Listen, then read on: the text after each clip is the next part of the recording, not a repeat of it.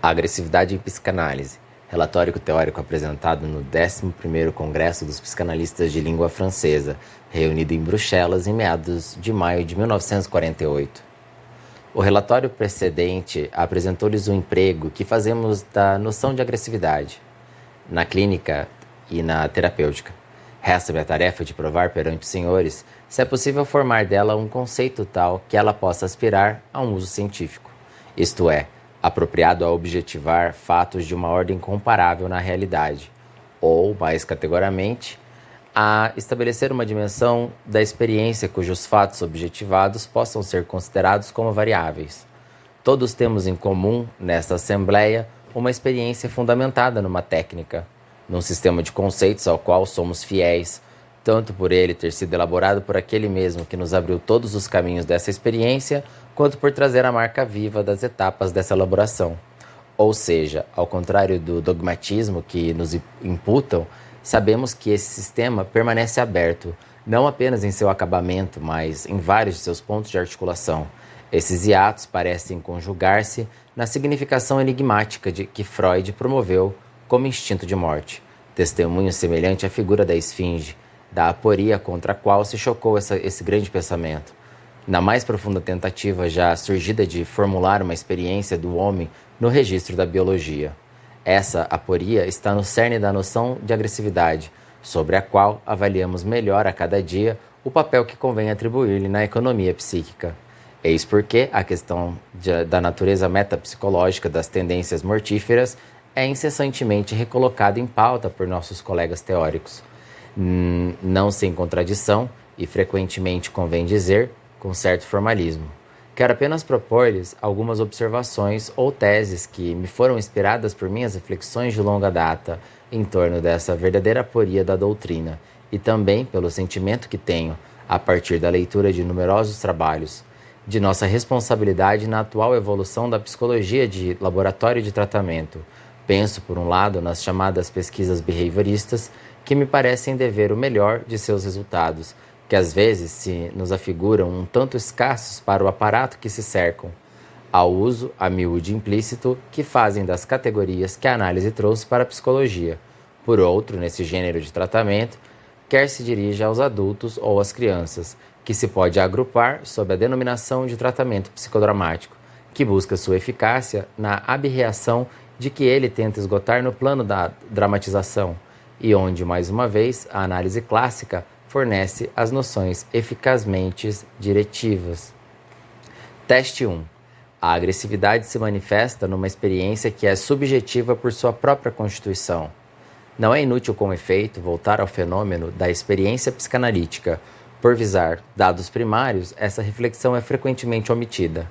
Podemos dizer que a ação psicanalítica se desenvolve na e pela comunicação verbal, isto é, numa apreensão dialética do sentido. Ela supõe, portanto, um sujeito que se manifeste como tal para um outro. Essa subjetividade não nos pode ser objetada como devendo ser obsoleta, conforme o ideal a que satisfaz a física, que a elimina através do aparelho registrador, sem, no entanto, poder evitar a suspeita do erro pessoal na leitura do resultado. Somente um sujeito pode compreender um sentido, inversamente. Todo fenômeno de sentido implica um sujeito. Na análise, um sujeito se dá como podendo ser compreendido, e de fato é. A introspecção e a intuição pretensamente projetiva não constitui aqui os vícios de princípio que uma psicologia, em seus primeiros passos, no caminho da ciência, considerou irredutíveis. Isso equivaleria a transformar em impasse momentos abstratamente isolados do diálogo, quando é preciso fiar-se em seu movimento. Foi mérito de Freud ter assumido os riscos dele, antes de dominá-los através de uma técnica rigorosa.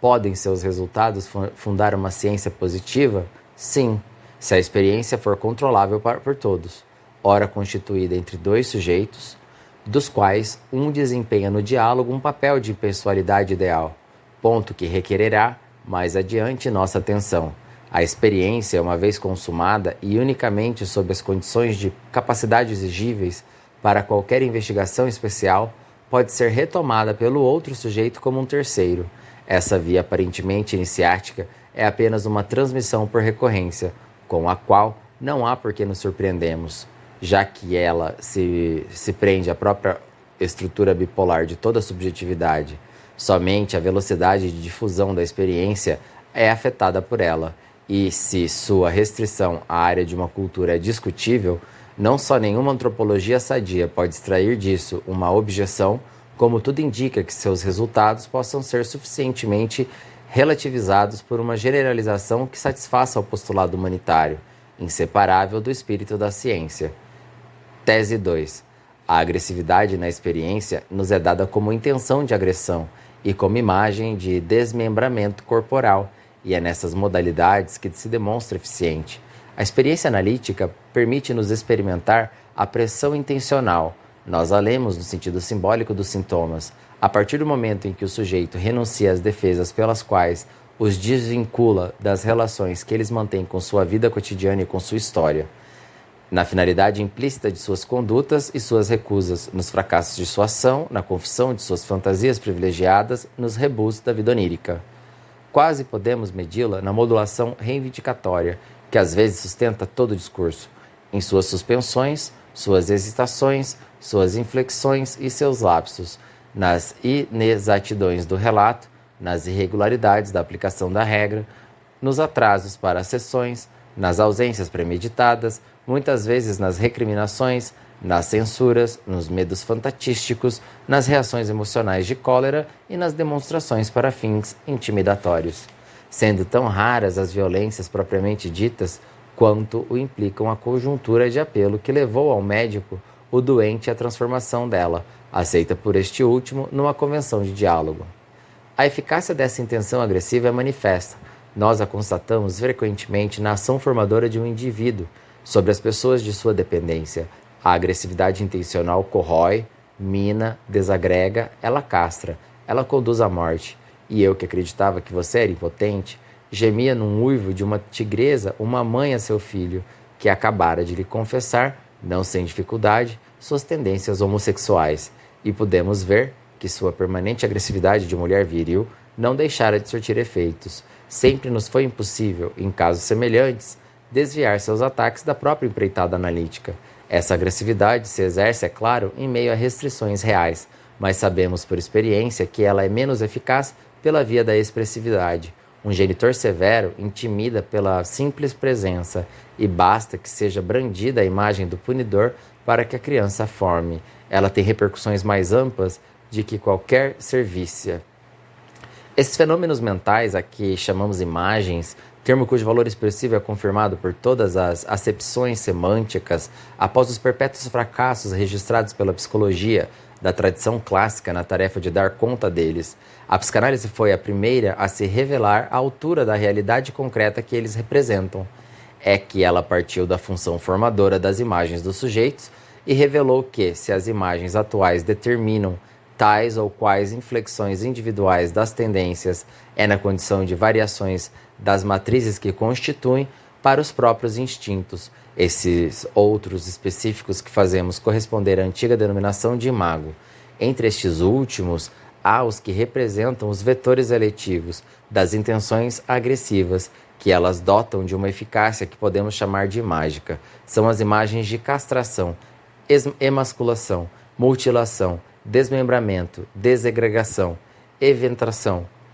devoração, explosão do corpo, em suma, as imagos que agrupei pessoalmente sobre a rúbrica, de que fato parece estrutural, de imagens de corpo despedaçado. Há aí uma relação específica do homem com seu próprio corpo, que se manifesta igualmente na generalidade de uma série de práticas sociais, desde os ritos da tatuagem, da incisão e circuncisão, nas sociedades primitivas, até aquilo que poderíamos chamar de arbitrariedade procustina da moda, na medida em que ela desmente, nas sociedades avançadas, o respeito às formas naturais do corpo, cuja ideia é tardia na cultura. Basta escutar a fabulação e as brincadeiras das crianças, isoladas ou entre si, entre os 2 e os 5 anos, para saber que arrancar a cabeça e furar a barriga são temas espontâneos de sua imaginação, que a experiência da boneca desmantelada só faz satisfazer. Há que folhear um álbum que reproduz o conjunto e os detalhes da obra de Hieronymus Bosch, para ali reconhecer o atlas de todas as imagens agressivas que atormentam os homens. A prevalência dentre elas, descoberta pela psicanálise das imagens de uma autoscopia primitiva dos órgãos orais e derivados da cloaca, gerou ali formas de demônios. Não faltam nem mesmo a ogiva das angusties do nascimento, que encontramos na porta dos precipícios por onde eles empurram os condenados, nem a estrutura narcísica, que podemos evocar nas esferas de vidro em que se acham aprisionados. Os parceiros exaustos no jardim das delícias. Reencontramos incessantemente essas fantasmagórias nos sonhos, particularmente no momento em que a análise parece vir refletir-se no fundo das fixações mais arcaicas, e evocarei o sonho de um dos meus pacientes, em que as fantasias agressivas manifestam-se por fantasias obsedantes. No sonho, ele via estando num carro com a mulher de seus amores difíceis, perseguindo um peixe voador, cujo corpo de bexiga de ar deixava transparecer um nível de líquido horizontal, imagem de perseguição vesical de grande clareza anatômica. Todos esses são dados primordiais de uma gestalt, própria para agressão no homem, e ligada ao caráter simbólico, não menos do que ao cruel refinamento das armas que ele fabrica. Pelo menos no estágio artesanal de sua indústria, essa função imaginária nos esclarecerá em nossas colocações. Notamos aqui que, ao se tentar uma redução behaviorista do processo analítico, coisa que uma preocupação com rigor, a meu ver, injustificada, impeliria alguns de nós, ele é mutilado de seus dados subjetivos, mais importantes, dos quais as fantasias privilegiadas são a testemunha na consciência e que nos permitiram conceber a imago formadora da identificação. Tese 3. Os impulsos de agressividade decidem sobre as razões que motivam a técnica da análise. O diálogo em si parece construir uma renúncia à agressividade. A filosofia, desde Sócrates, sempre depositou nele a esperança de fazer triunfar a via racional. E, no entanto, desde o momento em que Trasímaco faz sua retirada demente no começo do grande diálogo da República, o fracasso da dialética verbal só tem de demonstrar-se com imensa frequência. Sublinhei que o analista curava pelo diálogo e curava loucuras igualmente grandes, que virtude, portanto, apresentou-lhe Freud. A regra proposta ao paciente na análise deixava-o avançar por uma intencionalidade cega para qualquer outro fim que não sua libertação de um sofrimento, ou de uma ignorância dos quais eles nem sequer conhecem os limites. Sua voz é a única a se fazer ouvir, por um tempo, cuja duração fica a critério do analista, particularmente logo que fica patente e, aliás, confirmada a abstenção do analista em lhe responder em qualquer plano do conselho ou projeto, há nisso um limite que parece ir ao encontro do fim desejado e que deve justificar-se por algum motivo profundo. Que preocupação condiciona, portanto, diante dele a atitude do analista? Há de oferecer ao diálogo um personagem tão desprovido quanto possível de características individuais. Nós nos apagamos, saímos do campo em que possam ser percebidos o interesse, a simpatia e a reação, buscados por aquele que fala no rosto do interlocutor. Evitamos qualquer manifestação de nossos gostos pessoais, escondemos o que pode traí-los, nos despersonalizamos e tendemos para este fim a representar para o outro um ideal de impassibilidade. Nisso, não exprimimos apenas a apatia que tivemos de realizar em nós mesmos para estar em condições de compreender nosso sujeito, nem tampouco preparamos o realce de oráculo que, contra esse fundo de inércia, deve assumir nossa intervenção interpretativa. Queremos evitar uma cilada, que esse apelo já encerra, marcado pelo eterno patético da fé, que o doente nos dirige. Ele comporta um segredo, toma-lo para ti. Dizem-no, essa dor pesa sobre meus ombros, mas, satisfeito, sereno e confortável, como te vejo, não pode ser digno de portá-la. O que aqui aparece como orgulhosa reivindicação do sofrimento mostrará sua face, e às vezes num momento tão decisivo que entra na reação terapêutica negativa que reteve a atenção de Freud, sob a forma da resistência do amor próprio, para tomarmos esse termo em toda a profundidade que lhe deu La Rochefoucauld, e que a miúde se declara assim: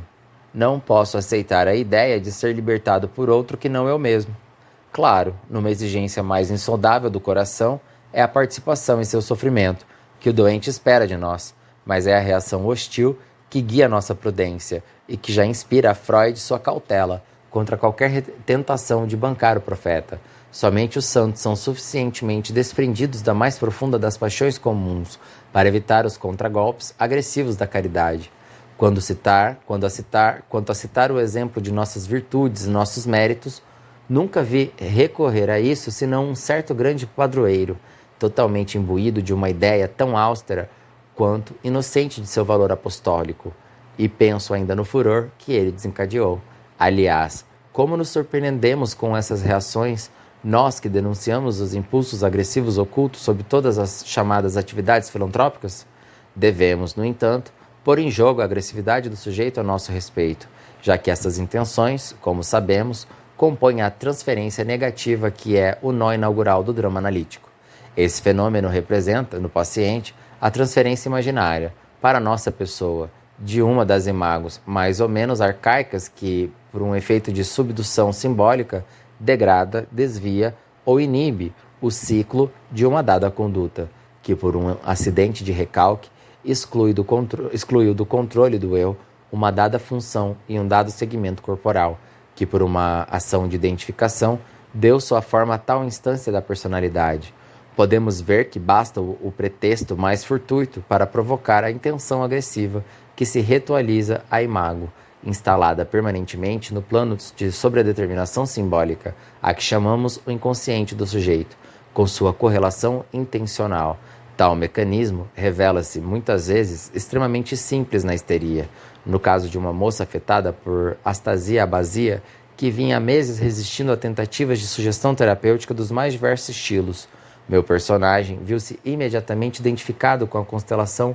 dos mais desagradáveis traços que, para ela, concretizada pelo objeto de uma paixão, aliás, bastante marcada por um toque delirante. A imago subjacente era de seu pai, de quem bastou que eu a fizesse observar que lhe faltara o apoio, carência que eu sabia haver efetivamente dominado sua biografia, e num estilo muito romanesco, para que ela se descobrisse curada de seu sintoma, sem que poderíamos dizer nada entendesse do que havia acontecido, e sem a paixão mórbida, aliás, fosse alterada por isso. Esses nós são mais difíceis de desatar, como se sabe na neurose obsessiva, justamente pelo fato muito conhecido por nós de sua estrutura ser particularmente destinada a camuflar, deslocar, negar, dividir e atenuar a intenção agressiva, e isso segundo uma decomposição defensiva tão comparável em seus princípios à ilustrada pela trincheira e pela chicana, que ouvimos vários de nossos pacientes servirem-se a respeito deles mesmos, de uma referência metafórica a fortificações ao estilo de Vauban.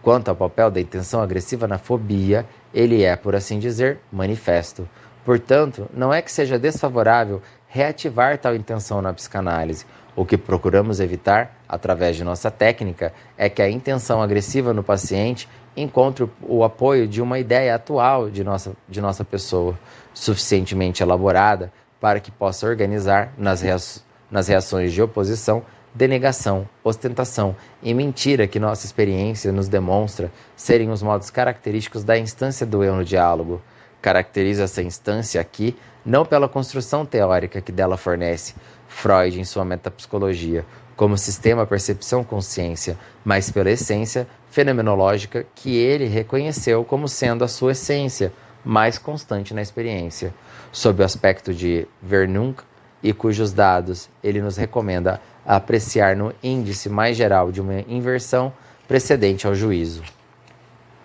Em suma, designamos no eu o núcleo dado à consciência, mas opaco à reflexão, marcado por todas as ambiguidades que, da complacência à má-fé, estruturam no sujeito humano a vivência passional. Esse eu, que por confessar seu artificialismo à crítica existencial, opõe sua irredutível inércia de pretensões e desconhecimento à problemática concreta da realização do sujeito. Longe de atacá-la de frente, a maêutica analítica adota um rodeio que equivale, em suma, a induzir no sujeito uma paródia dirigida. Com efeito, um dos aspectos da ação analítica é efetuar a projeção, de que Melanie Klein denomina de maus objetos internos, mecanismo paranoico, por certo, mas aqui bem sistematizado, filtrado de alguma forma e estancado sob medida. É esse o aspecto de nossa praxis, que corresponde à categoria do espaço, contanto que aí se compreenda este espaço imaginário onde se desenvolve a dimensão dos sintomas, que é a estrutura como ilhotas excluídas, escotomas inertes ou automatismo parasitários na função da pessoa. A outra dimensão temporal correspondem à angústia e sua incidência, seja ela patente no fenômeno da fuga ou da inibição, seja latente quando só aparece com a imago motivadora. Mais uma vez, repetimos essa imago, só se revela desde que nossa atitude ofereça ao sujeito o espelho puro de uma superfície sem acidentes, mas que se imagine, para nós compreender, o que aconteceria com um paciente que visse em seu analista uma réplica exata dele mesmo. Qualquer um sente que o excesso de tensão agressiva criaria tamanho obstáculo à manifestação da transferência, que seu efeito útil só poderia produzir-se com uma extrema lentidão, e é isso que acontece em certas análises para fins didáticos. Se a imaginarmos em sua última instância, vivenciada a maneira da estranheza própria das expressões do duplo, essa situação desencadearia uma angústia incontrolável. Tese 4. A agressividade é a tendência correlativa a um modo de identificação a que chamamos narcísico, e que determina a estrutura formal do eu, do homem e do registro de entidades característicos de seu mundo. A experiência subjetiva da análise inscreve prontamente seus resultados na psicologia concreta. Indiquemos apenas o que ela traz para a psicologia das emoções, mostrando a significação comum de estados tão diversos quanto o medo fantastístico, a cólera, a tristeza ativa ou a fadiga psicatênica. Passar agora da subjetividade da intenção para a noção de uma tendência à agressão é dar o salto da fenomenologia de nossa experiência para a metapsicologia. Mas esse salto não manifesta outra coisa senão uma exigência do pensamento, que para objetivar agora o registro das reações agressivas e na impossibilidade do seríalo numa variação quantitativa, tem que integrá-lo numa fórmula de equivalência. É assim que nos servimos dele com a noção de libido. A tendência agressiva se revela fundamentalmente numa certa série de estados significativos da personalidade, que são as psicoses paranoides e paranoicas. Sublinhei em meus trabalhos que seria possível coordenar por sua seriação estritamente paralela a qualidade da reação agressiva que se pode esperar de tal forma de paranoia com a etapa da gênese mental representada pelo delírio sintomático dessa mesma forma, relação que se afigura ainda mais profunda quando mostrei isso a respeito de uma forma curável, a paranoia de autopunição. O ato agressivo desfaz a construção delirante. Assim se coloca em série de maneira contínua a reação agressiva, desde a explosão tão brutal quanto imotivada do ato, passando por toda a gama das formas de beligerência, até a Guerra Fria nas demonstrações interpretativas, paralelamente às imputações de nocividade que, sem falar do cacon obscuro, o que o paranoide refere sua discordância de qualquer contato vital. Vão se escalonando desde a motivação do veneno, retirada do registro de um organicismo muito primitivo, até a motivação mágica do malefício, telepática da influência, lesiva da intrusão física abusiva no desvio da intenção, espoliadora do roubo do segredo, profanatória da violação da intimidade, jurídica do preconceito, persecutória da espionagem e da intimidação, prestigiosa da difamação e o ataque à honra, reivindicatória do prejuízo e da exploração. Essa série, onde encontramos todos os invólucros sucessivos do status biológico e social da pessoa, mostrei que ela se prendia, em cada caso, a uma organização original das formas do eu e do objeto, que são igualmente afetados por ela em sua estrutura,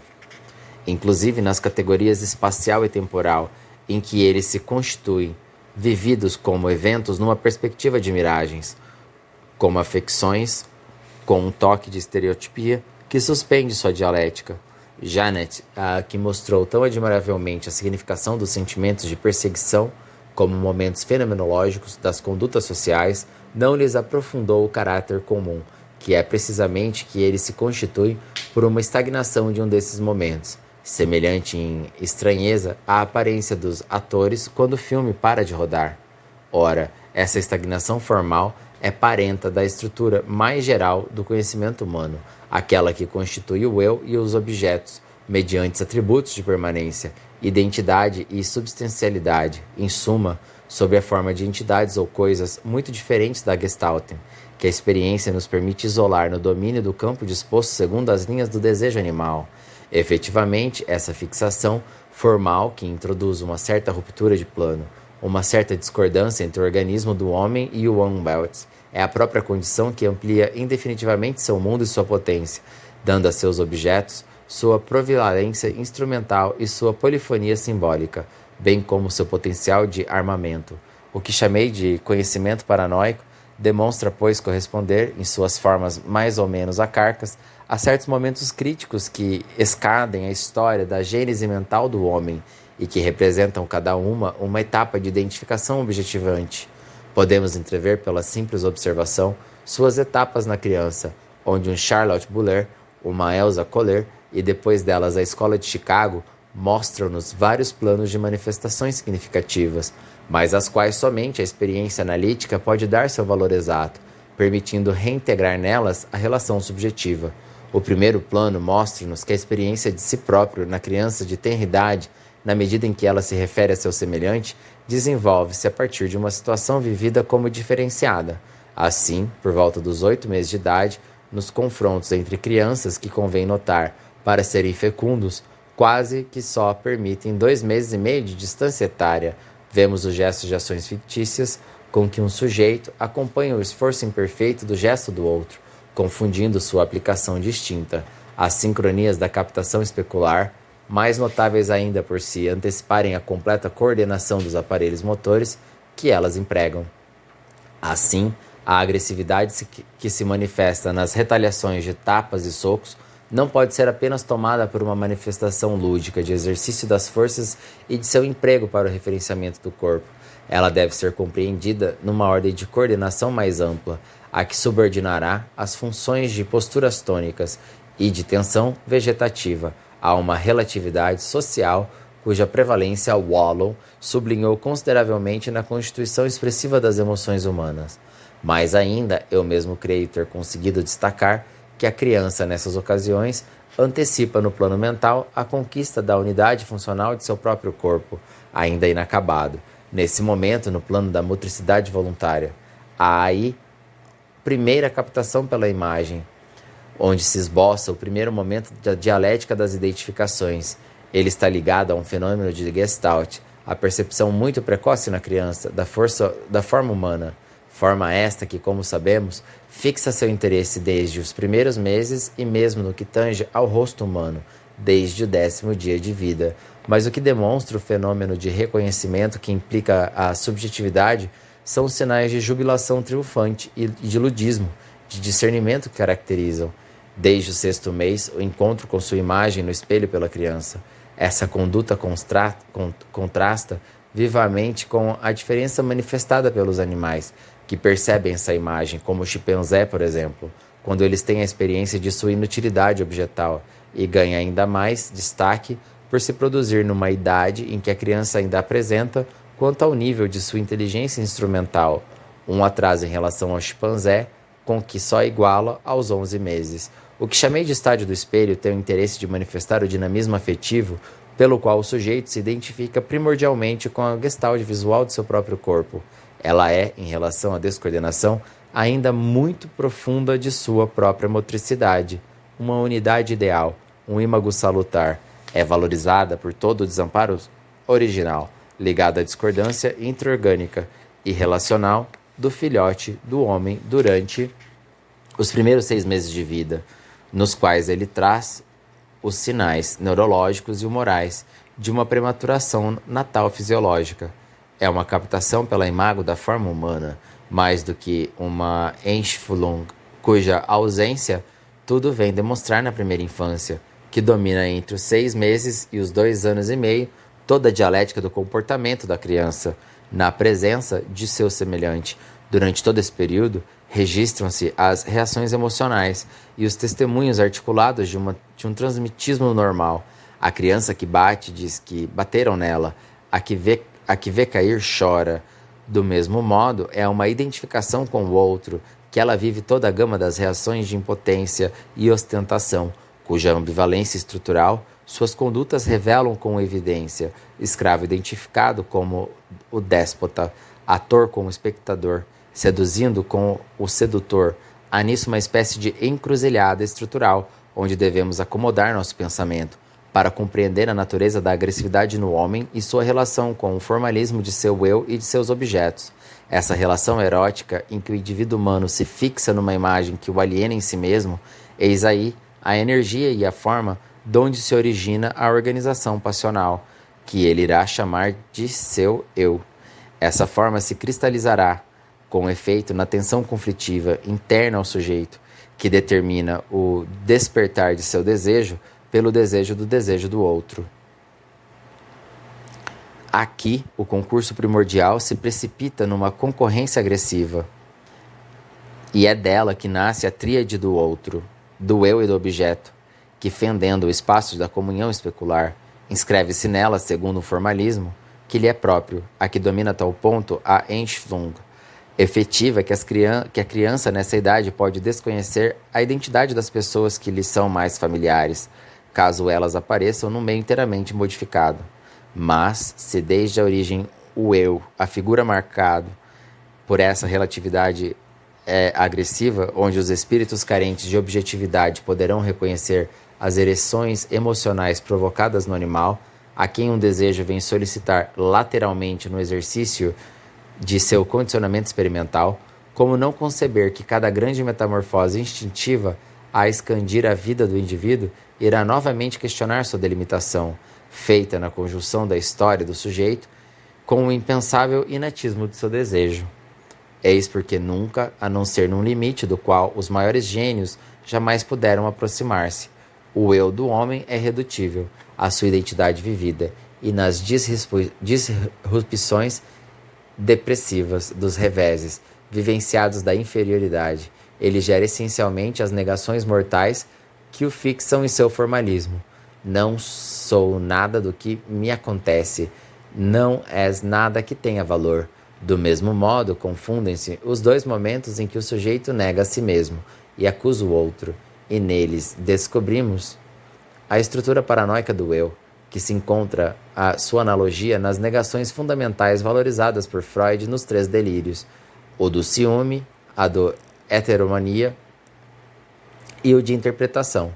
Trata-se justamente do delírio da bela alma misantrópica, que rechaça para o mundo a desordem que compõe seu ser. A experiência subjetiva deve ser habilitada de pleno direito a reconhecer o nó central da agressividade, ambivalente que nosso momento cultural nos dá sob a forma dominante do ressentimento, inclusive seus aspectos mais arcaicos na criança. Assim, por ter vivido num momento semelhante e por não ter tido que sofrer com a resistência behaviorista, no sentido que nós, é próprio Santo Agostinho, antecipou-se à psicanálise, dando-nos uma imagem exemplar de tal comportamento nestes termos: vide ego et spertus sum zelatum parvulum,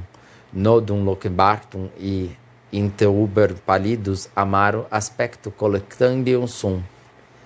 Vi com meus olhos e conheci bem uma criancinha tomada pelo ciúme. Ainda não falava e já contemplava a pálida e com uma expressão amarga seu irmão de leite. Assim, liga ele imperecivelmente a etapa infância, anterior à fala, da primeira infância, e a situação da absorção especular, e a criança contemplava reação adicional, emocional, inteiramente pálida, reativação das imagens da frustração primordial, e com uma expressão amarga, que são as coordenações psíquicas e somáticas da agressividade original. Foi somente a senhora Melanie Klein que, trabalhando com a criança, bem no limite do surgimento da linguagem, ousou projetar a experiência subjetiva nesse período anterior, onde, no entanto, a observação nos permite afirmar sua dimensão, no simples fato, por exemplo, de que uma criança que não fala reage diferentemente a um castigo e uma brutalidade. Através dela, ficamos sabendo da função do recinto imaginário, primordial, formado pela imago do corpo materno. Através dela, temos a cartografia, desenhada pela mão das próprias crianças, de seu império interior, e o atlas histórico das divisões intestinas, em que as imagos do pai e dos irmãos reais ou virtuais em que a agressão voraz do próprio sujeito negociam sua dominação deletéria sobre suas regiões sagradas. Sabemos também da persistência no sujeito da sombra dos maus objetos internos, ligados a uma associação acidental, para usar um termo no qual seria bom valorizarmos ao sentido orgânico de nossa experiência lhe confere, em oposição ao sentido abstrato que ele preserva da ideologia humaneia. Através disso, podemos compreender por quais impulsos estruturais a reevocação de certas personas imaginárias e a reprodução de certas inferioridades situacionais podem desnortear de maneira mais rigorosamente previsível as funções voluntárias no adulto, ou seja, qual é a sua incidência despedaçadora na imago da identificação original. Ao nos mostrar a primordialidade da posição depressiva e o extremo arcaísmo da subjetivação de um cacum, Melanie Klein alarga os limites em que podemos ver em ação a função subjetiva da identificação e, particularmente, permite-nos situar como totalmente original a formação primária do supereu. Mas, precisamente, há um interesse em delimitar a órbita em que se ordenam, para a nossa reflexão teórica, as relações que se acham longe de estar elucidadas, da tensão de culpa, da nocividade oral, da fixação hipocondríaca e até mesmo desse masoquismo primordial que excluímos de nossos propósitos para disso tudo isolar a noção de uma agressividade ligada à relação narcisística e às estruturas do desconhecimento e objetivação sistemáticas que caracterizam a formação do eu.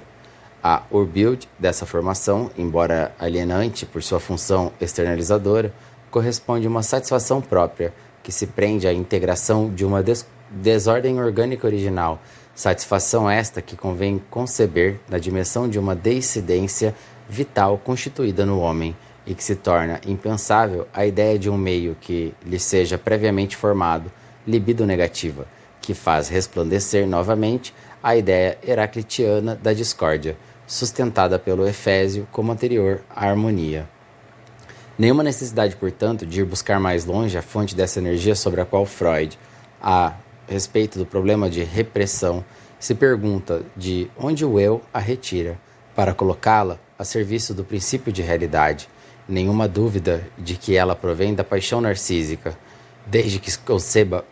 o eu, a noção subjetiva que aqui promovemos por ser conforme ao registro de nossa experiência.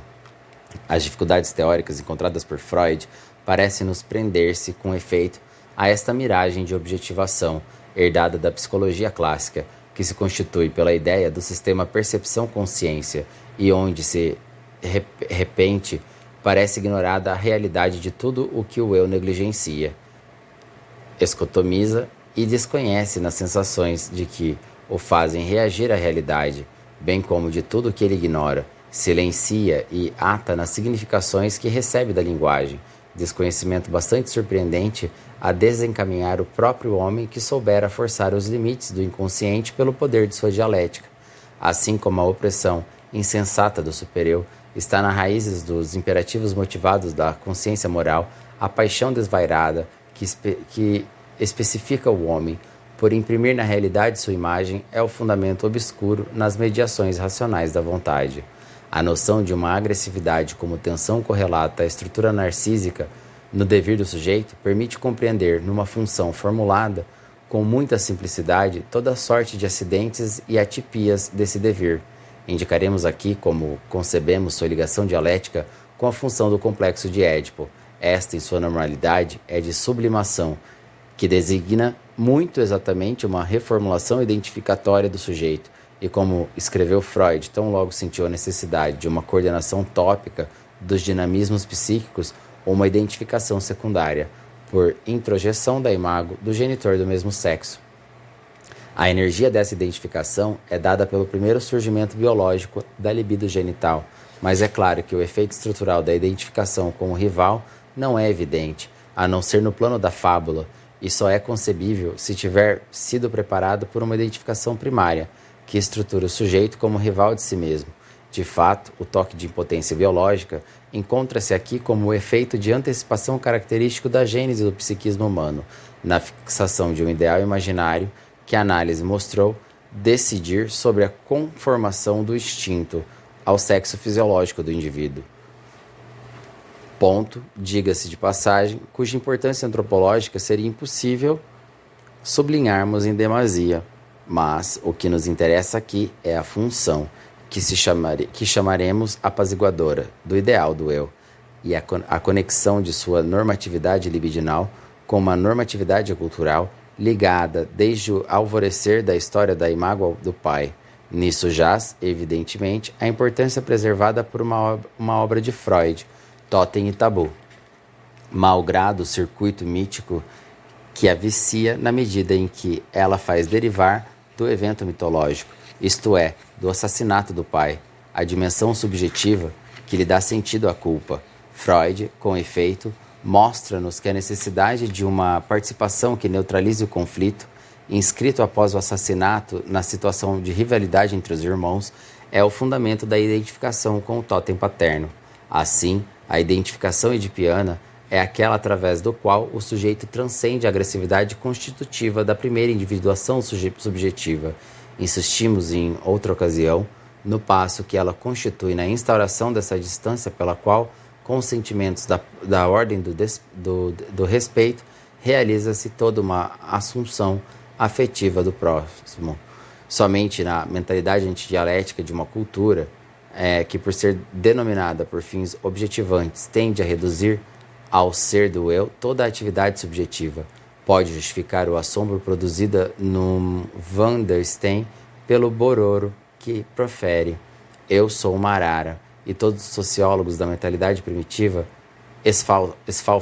esfalfam-se em torno dessa profissão de identidade,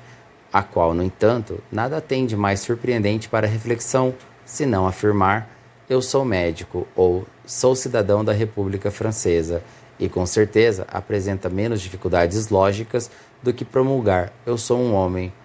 ou o que, em seu pleno valor, só pode querer dizer isto: sou semelhante àquele em que, ao reconhecê-lo como homem, baseio-me para reconhecer como tal. Essas diversas fórmulas só são compreensíveis no final das contas em referência à verdade do eu é um outro, menos fulgurante na intuição do poeta, que, evidente aos olhos do psicanalista. Quem, senão nós, há de questionar o status objetivos desse eu, que uma evolução histórica própria de nossa cultura tende a confundir com o sujeito? Essa anomalia mereceria ser manifestada em suas incidências particulares em todos os planos da linguagem, e para começar no sujeito gramatical da primeira pessoa em nossas línguas, nesse eu amo que hipostasia a tendência num sujeito que a nega. Miragem impossível em formas linguísticas, entre as quais se alinham as mais antigas, e onde o sujeito aparece fundamentalmente na posição de determinativo ou de um instrumento da ação. Deixemos por aqui a crítica de todos os abusos do cogito, ergo sum, para lembrar que o eu, em nossa experiência, representa o centro de todas as resistências ao tratamento dos sintomas. Tinha de acontecer que a análise, depois de haver enfatizado a reintegração das tendências excluídas pelo eu, como subjacente aos sintomas que ela havia atacado inicialmente, em sua maioria ligadas aos fracassos da identificação edipiana, viesse a desvendar a dimensão moral do problema. E foi paralelamente que vieram para o primeiro plano, de um lado, o papel desempenhado pelas tendências agressivas na estrutura dos sintomas e da personalidade, e de outro, toda a sorte das concepções valorizadoras, da libido liberada, dentre as quais, uma das primeiras, deveu-se aos psicanalistas franceses sobre o registro da oblatividade. Está claro, com efeito, que a libido genital se exerce no sentido de um ultrapassamento, aliás cego, do indivíduo em prol da espécie, e que seus efeitos subliminadores, na crise do Édipo, estão na origem de todo o processo de subordinação cultural do homem. Não obstante, seria impossível enfatizarmos em demasia o caráter irredutível da estrutura narcísica, bem como a ambiguidade de uma noção que tenderia a desconhecer a constância da tensão agressiva em toda vida moral que comporte a sujeição a essa estrutura. Ora, nenhuma oblatividade poderia liberar seu altruísmo, e foi por isso que La Rochefoucauld pôde formular sua máxima, na qual seu rigor harmoniza-se com o tema fundamental de seu pensamento, sobre a incompatibilidade entre o casamento e os prazeres, Deixaríamos degradar-se a contundência de nossa experiência ao nos enganarmos, se não a nossos pacientes, quanto a alguma harmonia pré-estabelecida que isentasse de qualquer indução agressiva no sujeito os conformismos sociais que a redução dos sintomas torna possíveis. E uma perspicácia diferente mostraram os teóricos da Idade Média, que debatiam o problema do amor entre dois polos, o de uma teoria física e o de uma teoria estática, ambos implicando a reabsorção do eu do homem, quer por sua reintegração num bem universal, quer pela efusão do sujeito para um objeto sem alteridade, e em todas as fases genéticas do indivíduo, em todos os graus de realização humana em sua pessoa, que encontramos esse momento narcísico do sujeito, num antes em que ele deve assumir uma frustração libidinal e num depois que ele transcende a si mesmo numa sublimação normativa. Essa concepção faz-nos compreender a agressividade implicada nos efeitos de todas as regressões, de todos os abortamentos, de todas as recusas do desenvolvimento típico do sujeito, e especialmente no plano da realização sexual, ou mais exatamente, no interior de cada uma das grandes fases determinadas na vida humana pelas metamorfoses libidinais, cuja grande função a análise demonstrou. Desmame, édipo, puberdade, maturidade ou maternidade, ou mesmo clímax involutivo. E dissemos muitas vezes que a ênfase inicial depositada pela doutrina nas represálias agressivas do conflito edipiano no sujeito correspondeu ao fato de que os efeitos do complexo foram inicialmente percebidos nos fracassos de sua solução. Não é preciso salientar que uma teoria coerente da fase narcísica esclarece a realidade da ambivalência própria das pulsões parciais, da escopofilia, do sadomasoquismo e da homossexualidade, assim como o formalismo estereotipado, o cerimonial da agressividade que nele se manifesta. Visamos aqui o aspecto frequentemente muito pouco reconhecido da apreensão do outro no exercício de alguma dessas percepções, ao seu valor subjetivo, a rigor bem diferente das reconstruções existenciais, aliás, muito cativantes que um Jean-Paul Sartre soube fornecer dela. Quero ainda indicar de passagem que a função decisiva que conferimos à imago do corpo próprio na determinação da fase narcísica permite compreender a relação clínica entre as anomalias congênitas da lateralização funcional, sinitrismo e todas as formas de inversão da normalização sexual e cultural. Isso nos lembra o papel atribuído à ginástica do ideal do belo e bom da educação antiga e nos leva à tese social com que concluímos. Tese 5. Tal noção de agressividade, como uma das coordenadas intencionais do eu humano, especialmente relativa à categoria do espaço, faz conceber seu papel na neurose moderna e no mal-estar da civilização. Queremos aqui apenas descortinar uma perspectiva sobre os vereditos que nos permite nossa experiência na ordem social atual. A preeminência da agressividade em nossa civilização já estaria suficientemente demonstrada pelo fato de ela ser habitualmente confundida na moral mediana, com a virtude da força, compreendida muito justificamente como significativa de um desenvolvimento do eu. Ela é tida como sendo um uso social indispensável e tão comumente aceita nos costumes que, para aquilatar sua particularidade cultural, é preciso nos imbuirmos no sentido e das virtudes eficazes de uma prática, como a do Zhang, na moral pública e privada dos chineses. Ainda que isso fosse supérfluo, o prestígio da ideia da luta pela vida seria suficientemente atestado pelo sucesso de uma teoria que conseguiu tornar aceitável a nosso pensamento como explicação válida dos desenvolvimentos da vida, uma seleção baseada na simples conquista do espaço pelo animal. Do mesmo modo, o sucesso de Darwin parece dever-se a ele haver projetado as predações da sociedade vitoriana e a euforia econômica que sancionou a devastação social que ela inaugurou em escala planetária, e a vê-las justificado pela imagem de um laissez-faire nos devoradores mais fortes em sua competição por sua presa natural. Antes dele, no entanto, Hegel havia fornecido a teoria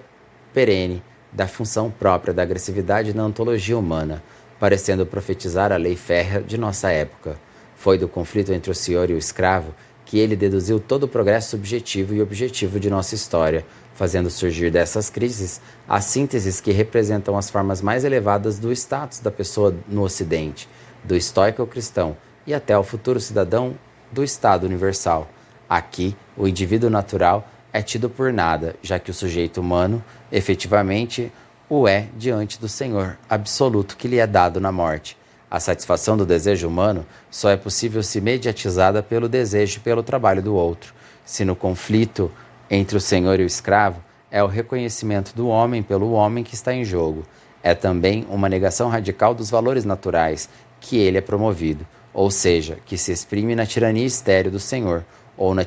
tirania fecunda do trabalho. Sabemos da armadura conferida por essa doutrina profunda ao espatarquismo construtivo do escravo, recriando pela barbárie do século darwiniano. A relativização de nossa sociologia pela compilação científica das formas culturais que destruímos no mundo, e, igualmente, as análises marcadas por traços verdadeiramente psicanalíticos, em que a sabedoria de um Platão nos mostra a dialética comum às paixões da alma e da polis. Podem esclarecer-nos sobre a razão dessa barbárie. Trata-se, para dizê-lo, no jargão que corresponde às nossas abordagens das necessidades subjetivas do homem, da ausência crescente de todas as saturações do supereu e do ideal do eu, que são realizadas em todos os tipos de formas orgânicas das sociedades tradicionais, formas estas que vão dos ritos da intimidade cotidiana às festas periódicas em que se manifesta a comunidade. Já não as conhecemos senão sob o aspecto mais nitidamente desagradados, mas ainda por abolir a polaridade cósmica dos princípios masculino e feminino. Nossa sociedade conhece todas as incidências psicológicas próprias do chamado fenômeno da luta entre os sexos, comunidade intensa no limite entre a anarquia democrática das paixões e seu nivelamento desesperado pelo grande zangão alado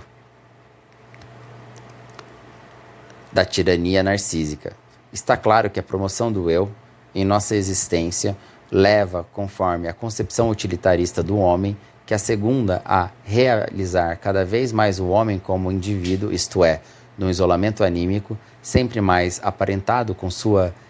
derreliação original, correlativamente ao que me parece, ou seja, por razões cuja contingência histórica repousa numa necessidade que algumas de nossas considerações permitem discernir, estamos engajados num projeto técnico em escala da espécie. O problema é saber se o conflito entre o senhor e o escravo encontrará sua solução no serviço do autômato, se uma psicotécnica que já se revela prenhe de aplicações cada vez mais precisas se empenhará em fornecer condutores de biólidos e supervisores de centrais reguladoras. A noção do papel da simetria espacial na estrutura narcísica do homem é essencial para lançar as bases de uma análise psicológica do espaço, do qual só podemos aqui indicar o lugar. Digamos que a psicologia animal revelou-se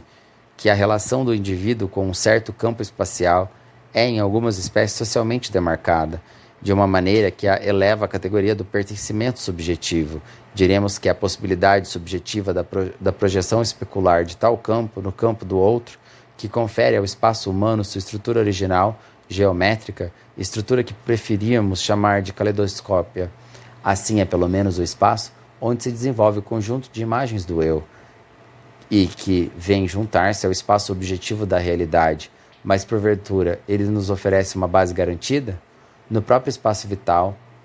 onde se desenvolve a competição humana, sempre mais acirrada, um observador estelar de nossa espécie concluiria por necessidade de evasão de efeitos singulares. Mas, acaso a extensão conceitual a que acreditamos ter conseguido reduzir o real não parece recusar ainda mais seu apoio ao pensamento fisicalista,